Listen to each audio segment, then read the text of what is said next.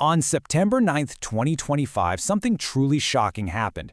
Israeli warplanes carried out a strike, but not in Gaza, not in Lebanon, but in Doha, the capital of Qatar. Now, this is a key U.S. ally and the very city hosting peace talks. It was an event that sent tremors through Middle East diplomacy, and in this explainer, we're going to break down exactly what went down, why it's such a big deal, and what it all means for the future. And the reaction was, well, immediate and furious. This quote from Qatar's own prime minister, it just set the tone for the international firestorm that followed. There was no mincing words here, was there? This was a direct, explosive accusation. And that's really the heart of it, right? How does a city of negotiation become a target for military jets? This wasn't just another strike in a long, complicated conflict. No, this was something different. This felt like an attack on the very idea of peace itself. To really get the shockwaves this sent out, you have to understand just how unprecedented this whole thing was.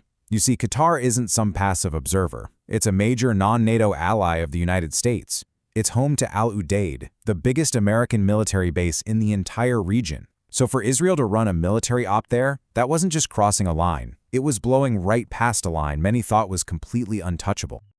Okay, so let's peel back the screaming headlines and the misinformation that always flies around after something like this.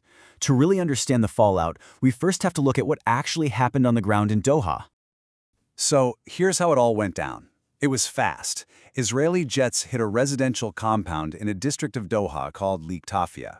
And the target? A meeting where senior Hamas leaders were apparently discussing a US-backed ceasefire proposal. The initial reports were, as you can imagine, chaotic. Smoke was seen rising over the city, and pretty quickly, Israel claimed responsibility for the strike. So let's just boil it down to the core facts. The date, September 9th. Location, Doha.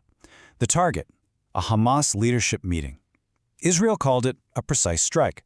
But, and this is a really critical point, the senior Hamas leaders, the people who were the intended targets, they all survived the attack.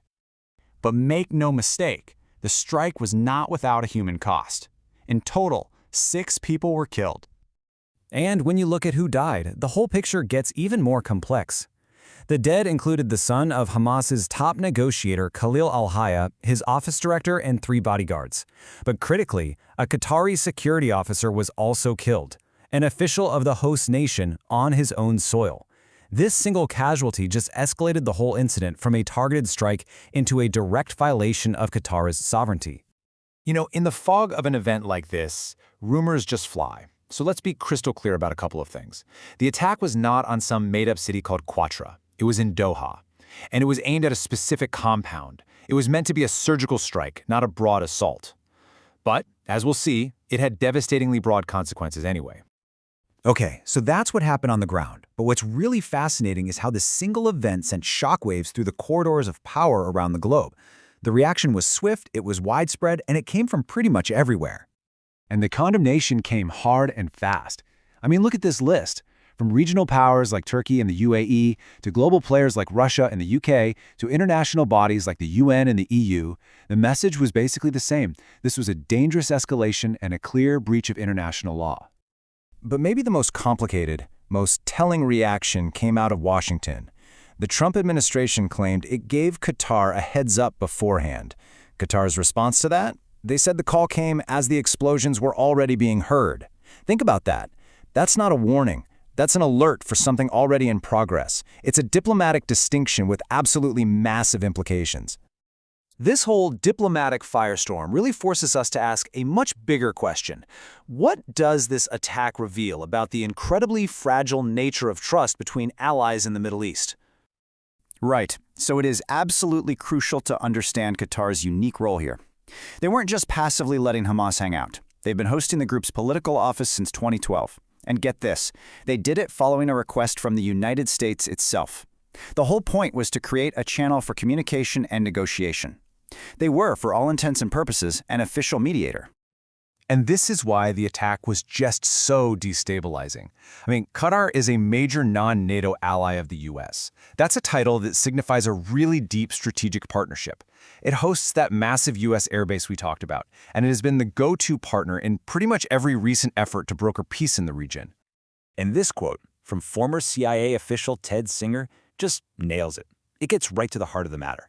Because if the U.S. can't or won't protect one of its closest allies, a country with 10,000 American personnel on the ground, from an attack by another ally, well, what is that security guarantee actually worth to anyone else in the region? So this brings us to the aftermath. Where does the world even go from here? This strike has ripped open some fundamental questions about international law, about sovereignty, and about the very future of a negotiated peace. This is the legal minefield the world now has to try and navigate. When a group like Hamas operates from a third country, what are the legitimate grounds for military action?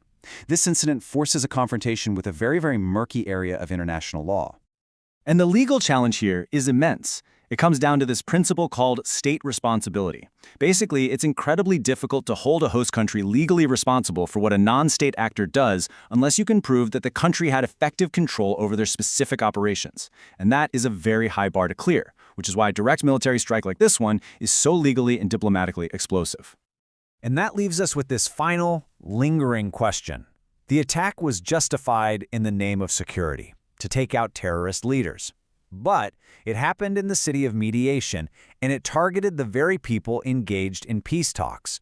So it forces all of us to ask, what was the real casualty here? A terrorist cell, or the fragile prospect for peace itself?